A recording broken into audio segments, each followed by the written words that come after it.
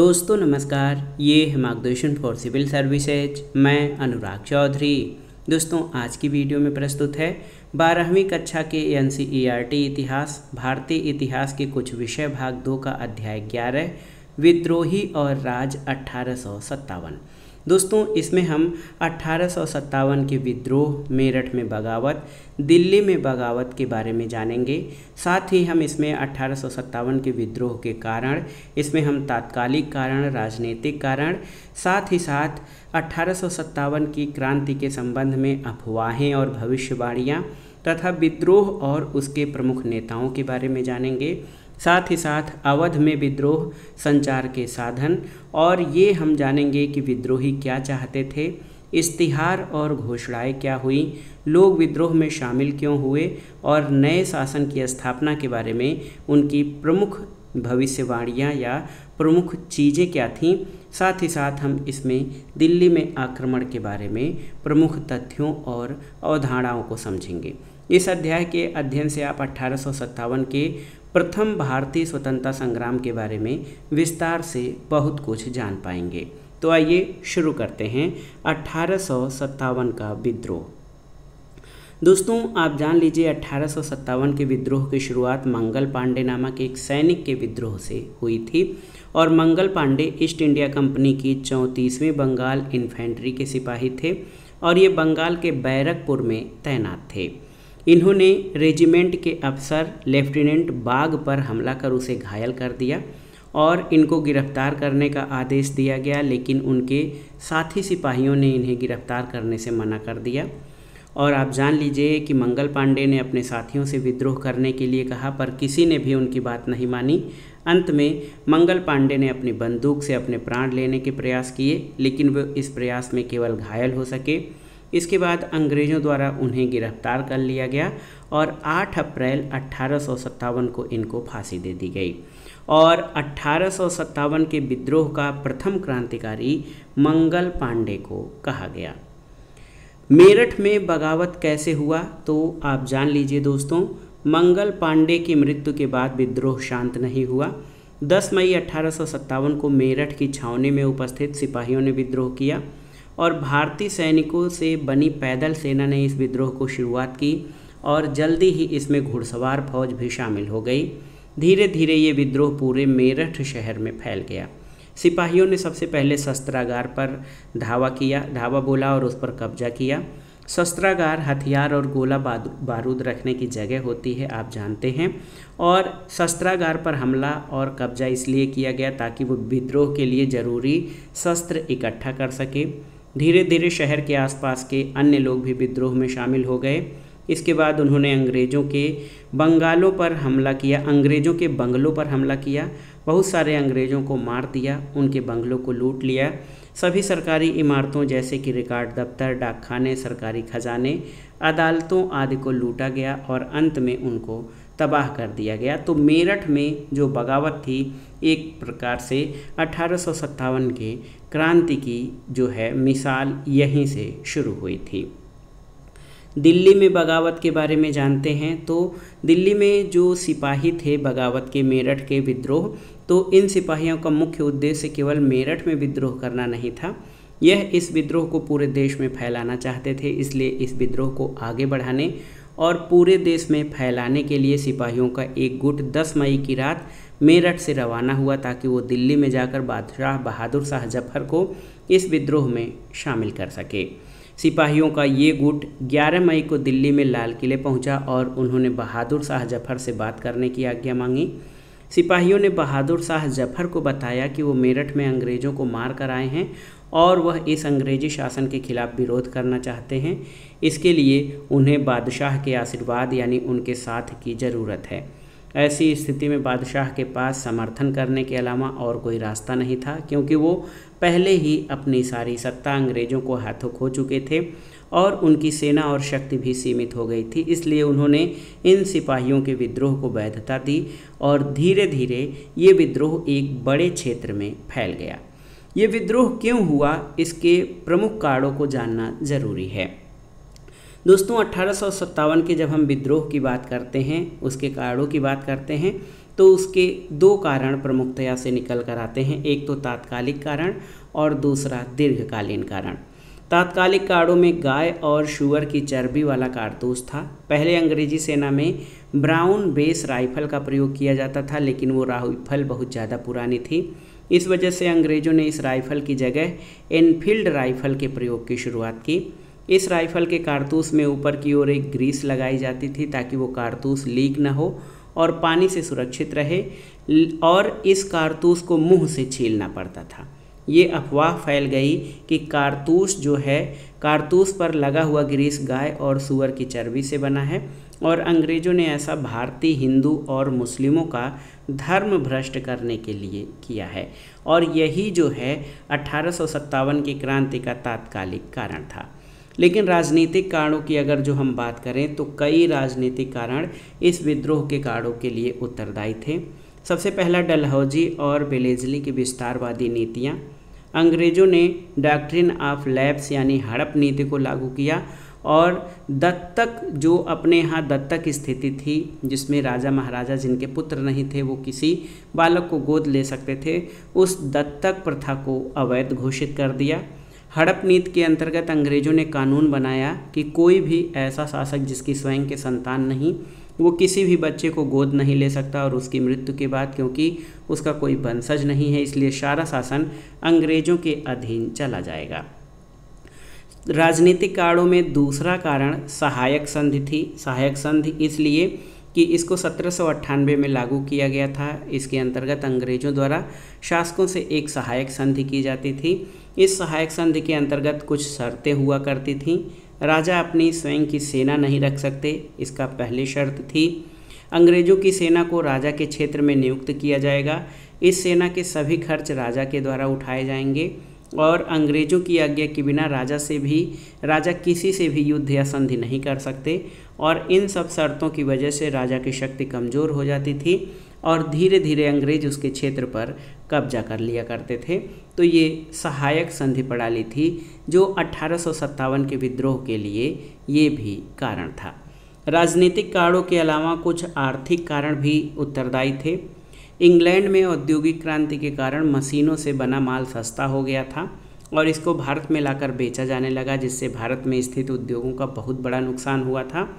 इन उद्योगों में काम करने वाले कारीगर और इन उद्योगों के मालिकों को हुई हानि के कारण ये सब अंग्रेज़ों के खिलाफ हो गए, और अंग्रेज़ों की व्यापारिक नीति के कारण भारत का विदेशी व्यापार लगभग समाप्त हो गया था, जिससे भारतीय व्यापारियों का बहुत नुकसान हुआ था। इसके अलावा अंग्रेज़ों द्वारा लागू की गई जमींदारी व्यवस्था के कारण किसानों का शोषण हो रहा था, और किसानों ने भी इस विद्रोह में बढ़ चढ़कर हिस्सा लिया। अंग्रेजी शासन द्वारा भारतीय लोगों पर बड़ी मात्रा में कर लगाए गए, जिस वजह से लोगों का जीना मुश्किल हो गया, और इस वजह से इन सभी ने मिलकर अंग्रेज़ों के खिलाफ विद्रोह में हिस्सा लिया। राजनीतिक और आर्थिक कारणों के अलावा सामाजिक और धार्मिक कारक भी इस विद्रोह के लिए उत्तरदायी थे। ईसाई पादरियों द्वारा भारत के लोगों को लालच देकर उन्हें ज़बरदस्ती ईसाई बनाया जा रहा था। इस वजह से भारतीय लोग अंग्रेज़ों के खिलाफ थे। अंग्रेज़ों द्वारा भारत में स्थित कई मान्यताओं जैसे सती प्रथा, बाल विवाह पर रोक लगा दी गई। इससे हिंदुओं ने अपनी आस्था के विरुद्ध माना और अंग्रेज़ों का विरोध किया, और अंग्रेज़ों ने भारत में अंग्रेजी शिक्षा के प्रसार करने की कोशिश की, जिससे लोगों में असंतोष बढ़ा। सामाजिक और आर्थिक कारणों के बाद 1857 के विद्रोह के कुछ सैन्य कारण थे, जैसे परेड के समय भारतीय सैनिकों से बुरा व्यवहार किया जाता था और भारतीय सैनिक इस अपमान का बदला लेना चाहते थे। अंग्रेजी सैनिकों के मुकाबले भारतीय सैनिकों को काफ़ी कम वेतन दिया जाता था, जिस वजह से वो नाखुश थे। इसके अलावा इस विद्रोह के कई अन्य कारण भी थे, जैसे अंग्रेज़ों द्वारा पेशवा बाजीराव द्वितीय के उत्तराधिकारी नाना साहब की पेंशन बंद कर दी गई, जिस वजह से वो अंग्रेज़ों के विरोध में थे। झांसी की रानी को दत्तक पुत्र लेने की आज्ञा नहीं मिली, जिस वजह से वो अंग्रेज़ों के विरोध में थी। सतारा और नागपुर जैसी रियासतों को ज़बरदस्ती अंग्रेज़ों के साम्राज्य में मिला लिया गया, जिस वजह से वहाँ के शासक अंग्रेज़ों के विरुद्ध में थे, और अन्य क्षेत्रों में स्थित जमींदार और सरदार भी अंग्रेज़ों के विरुद्ध थे। और इसका कारण ये था कि कुछ सरदारों की ज़मीनों को ज़बरदस्ती छीन लिया गया था। अब आइए जानते हैं अफवाहें और भविष्यवाणियाँ। पहला अफवाह तो था एनफील्ड राइफल का कारतूस। एक अंग्रेजी अधिकारी के अनुसार इस अफवाह की शुरुआत दमदम स्थित शस्त्रागार यानी शस्त्र रखने की जगह से हुई थी। यहाँ पर एक नीची जात के व्यक्ति द्वारा एक ब्राह्मण सिपाही से पानी पिलाने को कहा गया, लेकिन उस ब्राह्मण सिपाही ने उस नीची जाति के व्यक्ति को पानी पिलाने से मना किया, क्योंकि उसका मानना था कि अगर वह नीची जाति का व्यक्ति उसके लोटे से पानी पिएगा तो उसका लोटा अपवित्र हो जाएगा। जब उस ब्राह्मण सिपाही ने उस नीची जाति के व्यक्ति को पवित्रता की बात कहकर पानी पिलाने से मना किया, तो उस नीची जाति के व्यक्ति ने जवाब दिया कि जल्दी ही तुम्हारी जाति भी भ्रष्ट होने वाली है, क्योंकि अब तुम्हें भी गाय और सूअर की चर्बी लगे कारतूस को मुंह से खींचना पड़ेगा। और ऐसा माना जाता है कि यहीं से इस अफवाह की शुरुआत हुई थी। आटे में गाय और सूअर की हड्डियों का चूरा। तो उस दौर में एक अफवाह ये फैली कि अंग्रेज़ों ने बाज़ार में मिलने वाले आटे में गाय और सूअर की हड्डियों का चूरा मिलवा दिया है। ऐसा उन्होंने इसलिए किया है ताकि भारत में स्थित लोगों का धर्म भ्रष्ट कर सकें। और इस अफवाह के बाद कई क्षेत्रों में अनेकों लोगों ने आटा खाने से मना कर दिया था। इसके अलावा एक और अफवाह और भविष्यवाणी थी 100 साल बाद शासन की समाप्ति। तो प्लासी का युद्ध 1757 में हुआ था और प्लासी की जंग के बाद एक भविष्यवाणी की गई थी कि प्लासी के जंग के 100 साल बाद अंग्रेजी शासन समाप्त हो जाएगा और देश आज़ाद हो जाएगा। इसी भविष्यवाणी के कारण भी विद्रोह को बल मिला था। इसके अलावा सामूहिक रसोई। तो आप देख सकते हैं दोस्तों कि अंग्रेज़ों द्वारा सामूहिक रसोई की व्यवस्था की गई। सभी सैनिकों का खाना एक ही रसोई में बनाया जाता था, लेकिन भारत में जातिवाद होने के कारण कई लोग इससे नाराज़ थे। अब आइए कारणों के बाद विद्रोह और नेताओं के बारे में जानते हैं। दोस्तों, धीरे धीरे ये विद्रोह पूरे देश में फैलने लगा। सभी विद्रोहियों ने इस विद्रोह को पूरे देश में फैलाने के लिए एक अच्छे संगठन का निर्माण किया। ऐसे लोगों को अपना नेता बनाया जो अंग्रेज़ों से पहले मुख्य नेता हुआ करते थे। जैसे दिल्ली में मुग़ल बादशाह जफ़र को इस विद्रोह का नेता बनाया गया। कानपुर में नाना साहब ने इस विद्रोह का नेतृत्व किया। बिहार में जमींदार कुंवर सिंह ने विद्रोह संभाला। अवध में नवाब वाजिद अली शाह द्वारा विद्रोह को नेतृत्व दिया गया। कई क्षेत्रों में कुछ स्थानीय नेता भी आए जिन्होंने विद्रोह में आसपास के लोगों को शामिल करने में महत्वपूर्ण भूमिका निभाई और जिसके कारण से ये विद्रोह जो है फैल सका था। विद्रोह के नेतृत्व के लिए विद्रोही पुराने नेताओं के पास क्यों गए? तो सबसे बड़ी बात ये थी कि पुराने लोग, जो पुराने नेता पहले वो नेतृत्व करता थे इन क्षेत्रों में, उनकी छवि अच्छी थी, उनको सम्मान की दृष्टि से देखा जाता था, उनसे लोगों में जोश की वृद्धि होती थी, वो अनुभवी थे और उनमें पहले से नेतृत्व की क्षमता थी। इन्हीं सब कारणों से विद्रोह के नेतृत्व के लिए विद्रोही पुराने नेताओं के साथ गए थे। अब आइए अवध में विद्रोह की बात देखते हैं। पूरे देश में सबसे गंभीर और बड़ा विद्रोह कहाँ पर? अवध में हुआ। 1801 में अंग्रेज़ों द्वारा अवैध रूप से सहायक संधि थोप दी गई थी अवध पर और इसके अंतर्गत अवध की सेना को समाप्त कर दिया गया। अंग्रेज़ों ने अवध में अपनी सेना को स्थापित किया, पूरा सैन्य नियंत्रण अपने हाथ में ले लिया और धीरे धीरे अंग्रेज़ों ने अवध पर अपना प्रभाव बढ़ाया और 1856 में वहाँ नवाब वाजिद अली शाह को ये कहकर शासन से हटा दिया गया, यानी कुशासन के आरोप से हटा दिया गया कि राजा ठीक प्रकार से शासन नहीं कर पा रहे हैं और सामान्य जनता उन्हें पसंद नहीं करती। लेकिन ये बात बिल्कुल गलत थी। नवाब वाजिद अली शाह एक अत्यंत लोकप्रिय नवाब थे और सामान्य जनता द्वारा उन्हें बहुत पसंद किया जाता था। लॉर्ड डलहौजी द्वारा ज़बरदस्ती अवध पर कब्जा किए जाने के बाद अवध के लगभग सभी लोग बहुत नाराज़ थे। जब नवाब अवध से विदा ले रहे थे तो बहुत सारे लोग रोते हुए कानपुर तक उनके पीछे गए थे। कई लेखकों ने लिखा कि ऐसा लग रहा है कि नवाब के जाने के बाद देह से जान जा चुकी है और शहर की पूरी काया बेजान हो गई है। अंग्रेज़ों ने अवध पर कब्जा क्यों किया? अंग्रेज़ भारत में केवल लाभ कमाने के लिए आए थे, ये तो सभी लोग जानते हैं। उस दौर में अवध की मिट्टी नील और कपास की खेती के लिए बहुत अच्छी थी, जिस वजह से अंग्रेज़ों ने अवध का अधिग्रहण किया ताकि वहाँ पर नील और कपास की खेती करवाकर अधिक से अधिक लाभ कमा सकें। साथ ही साथ इस क्षेत्र को उत्तरी भारत के बड़े बाजार के रूप में विकसित किया जा सकता था, जिस वजह से अंग्रेज़ों ने अवध का अधिग्रहण किया था। अंग्रेजी राज और अवध। दोस्तों, अंग्रेज़ों के ज़बरदस्ती अवध का अधिग्रहण करने के कारण अवध में स्थिति बहुत खराब हो गई। अंग्रेज़ों ने नवाब वाजिद अली शाह को गद्दी से हटा दिया। नवाब को हटाए जाने के कारण दरबार में उपस्थित संगीतकार, कारीगर, बावर्ची और कर्मचारी की स्थिति खराब हो गई। राजा को गद्दी से हटाए जाने के बाद दरबार को समाप्त कर दिया गया, जिस वजह से ये सभी लोग बेरोजगार हो गए। ये सभी लोग अब अंग्रेज़ों के गुलाम बनकर रह गए। अंग्रेज़ी शासन के अंदर तालुकदारों की स्थिति बहुत ज़्यादा खराब हो गई। तालुकदार वो व्यक्ति हुआ करते थे जो मुग़ल शासन के दौरान किसानों से कर वसूला करते थे, और अवध पर अंग्रेज़ों के अधिग्रहण के बाद इन तालुकेदारों को हटा दिया गया। इनके सभी किले गिरा दिए गए, इनकी सेना को समाप्त कर दिया गया। अंग्रेज़ी शासन ने सोचा कि तालुकदारों को हटाकर ज़मीन सीधा किसानों को सौंप दी जाएगी, जिससे किसानों के शोषण में कमी आएगी, लेकिन ऐसा नहीं हुआ। अंग्रेज़ी शासन के दौरान किसानों की स्थिति और ज़्यादा खराब हुई, क्योंकि अंग्रेज़ी शासन ने किसानों पर बहुत ज़्यादा कर लगाया, जिसको चुका पाना किसानों के लिए मुश्किल हो रहा था। इस वजह से पहले किसानों का शोषण तालुकदारों द्वारा किया जाता था, और अब अंग्रेज़ सीधे किसानों का शोषण करने लगे और उनका शोषण और भी बढ़ गया। अवध के सिपाही भी अंग्रेज़ों के व्यवहार के कारण उनसे नाराज़ थे। उन्होंने भी 1857 के विद्रोह में बढ़ चढ़कर हिस्सा लिया। इस विद्रोह में नवाब की पत्नी बेगम हजरत महल ने महत्वपूर्ण भूमिका निभाई, और सभी तालुकदार भी इस नेतृत्व में नवाब की पत्नी के साथ शामिल हो गए। सामान्य जनता ने भी इस विद्रोह में शामिल हुई। सामान्य जनता ने भी इस विद्रोह में भाग लिया, और धीरे धीरे ये विद्रोह बढ़ता गया। संचार के साधन क्या थे? 1857 का विद्रोह बहुत बड़े क्षेत्र में हुआ, और ऐसे बड़े क्षेत्र में संचार की महत्वपूर्ण भूमिका थी। विद्रोह में संचार का मतलब है कि किस तरीके ने विद्रोहियों ने एक जगह से दूसरी जगह विद्रोह से जुड़ी खबरें पहुंचाई और तालमेल बिठाया।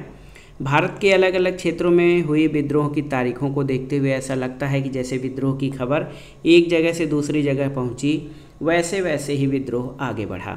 विद्रोह की जानकारी देने के लिए कई जगहों पर शाम को तोप का गोला दागा गया, और कई जगहों पर बिगुल बजाकर विद्रोह की शुरुआत का संकेत दिया गया।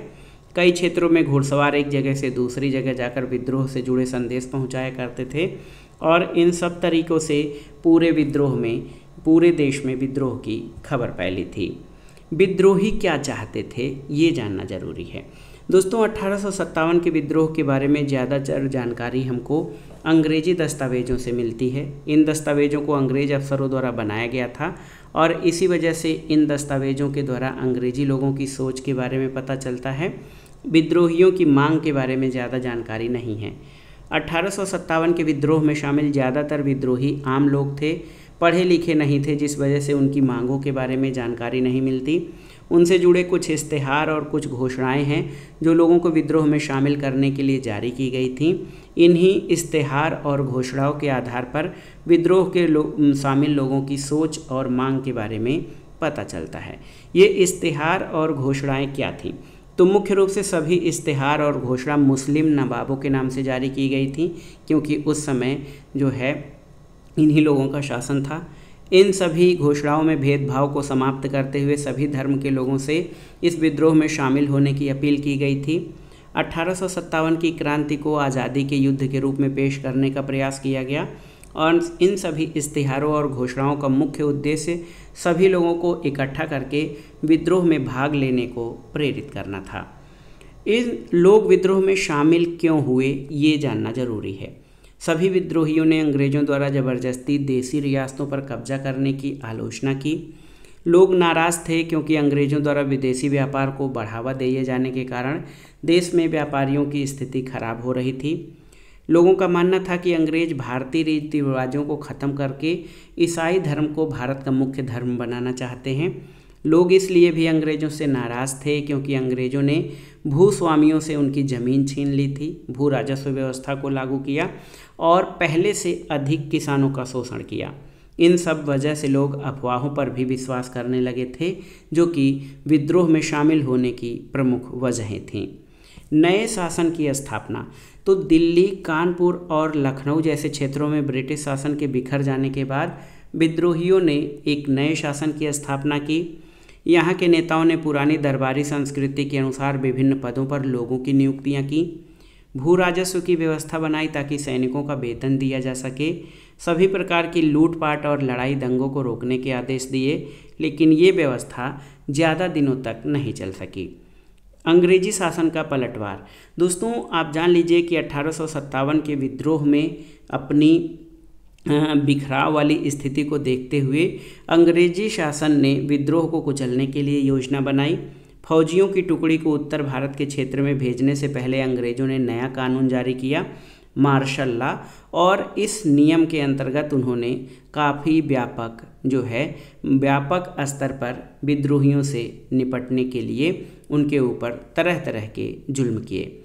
मार्शल लॉ क्या था? तो इस लॉ के तहत अंग्रेजी प्रशासन ने अंग्रेजी फौजियों, अफसरों और सामान्य अंग्रेजी लोगों को ऐसे हिंदुस्तानियों पर मुकदमा चलाने, उन्हें सज़ा देने का अधिकार दिया जिन पर विद्रोह में शामिल होने का शक था, और अंग्रेज़ों ने विद्रोह के लिए केवल एक सज़ा रखी थी, वह था मौत। दोस्तों आप जान लीजिए कि मार्शल लॉ जो है ये एक तरह से मनमाना जो था, विद्रोह में अपनी स्थिति खराब होने को लेकर अंग्रेज़ों ने ये सारे नियम लागू किए थे।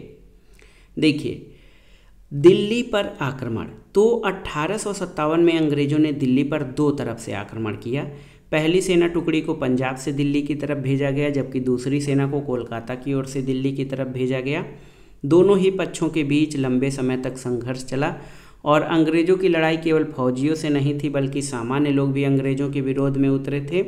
कम से कम 3/4 वयस्क पुरुष आबादी इस विद्रोह में शामिल थी, और लंबी लड़ाई के बाद 1858 के मार्च में अंग्रेज़ों ने फिर से क्षेत्र पर अपना कब्जा कर लिया था। तो इस तरह से 1857 का विद्रोह जो है दब गया। लेकिन 1857 के विद्रोह की अहमियत या इसका महत्व इस मामले में है कि इसमें जनता ने या फौजियों के अलावा सामान्य जनता ने भी अंग्रेज़ों के विरुद्ध विद्रोहियों का साथ दिया था, और 1857 के क्रांति को भारत में प्रथम स्वतंत्रता संग्राम कहा जाता है, क्योंकि इसका जो व्यापकता थी पूरे देश में भले न रही हो, लेकिन बहुत बड़े क्षेत्रफल पर थी, और अब से जनता जागरूक होने लगी थी। 1857 का विद्रोह इस मामले में भी था कि अभी तक जो भारतीय जनता अंग्रेज़ों के हुक्म को पूरी तरह मान रही थी, वो अब उस पर तार्किक रूप से सोच विचार कर अच्छे बुरे के बारे में सोच रही थी, और इसी क्रांति का एक बड़ा परिणाम हुआ भारतीय स्वतंत्रता की प्राप्ति, क्योंकि 1857 की क्रांति ने भारतीयों को वो आधार दिया कि अंग्रेज अजेय नहीं हैं, इनको हराया जा सकता है और देश से बाहर भी किया जा सकता है। तो इस क्रांति की परिणति 1947 के भारतीय स्वतंत्रता आंदोलन के रूप में देखी जाती है, जब 1947 में अपना देश भारतीयों की औपनिवेशिक सत्ता, ब्रिटिशों की औपनिवेशिक सत्ता या गुलामी से आज़ाद हुआ। उसमें 1857 का विद्रोह बहुत ही महत्वपूर्ण जो है पड़ाव रखता है। तो ये था 1857 का विद्रोह, और इस चैप्टर, ये जो 12वीं कक्षा के NCERT चैप्टर, इसका अध्याय 11 था, विद्रोही और राज 1857। इसके बाद हम इसका अगला चैप्टर पढ़ेंगे। ये वीडियो आपके आगामी कक्षाओं के लिए आगामी परीक्षाओं के लिए बहुत ही उपयोगी है। आप इसको अच्छे से तैयार कर लीजिए। ये वीडियो आपको कैसा लगा हमें कमेंट बॉक्स में ज़रूर बताइएगा। वीडियो को लाइक करें, शेयर करें, और इस चैनल मार्गदर्शन फॉर सिविल सर्विसेज को सब्सक्राइब करें। वीडियो देखने के लिए धन्यवाद। नमस्कार।